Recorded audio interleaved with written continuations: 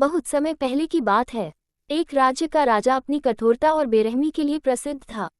उसके पास अपार धन दौलत और ताकत थी, लेकिन उसका दिल पत्थर जैसा था। प्रजा उससे डरती थी और उसका बेटा राजकुमार भी उसकी क्रूरता से घबराया रहता था। एक दिन राजा ने फैसला किया कि वह अपने बेटे की शादी करेगा, लेकिन उसने एक अजीब घोषणा की, राजकुमार की शादी एक मेढ़की से होगी। ये अजीब फैसले से पूरे राज्य में खलबली मच गई।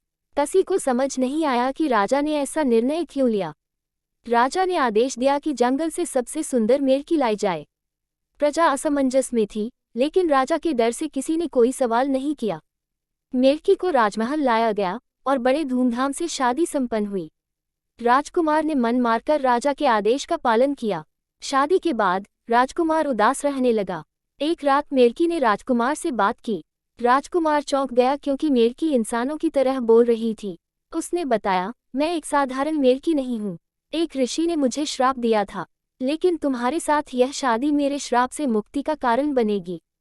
राजकुमार ने धीरे धीरे महसूस किया कि मेढ़की की बातों में गहराई और समझदारी है।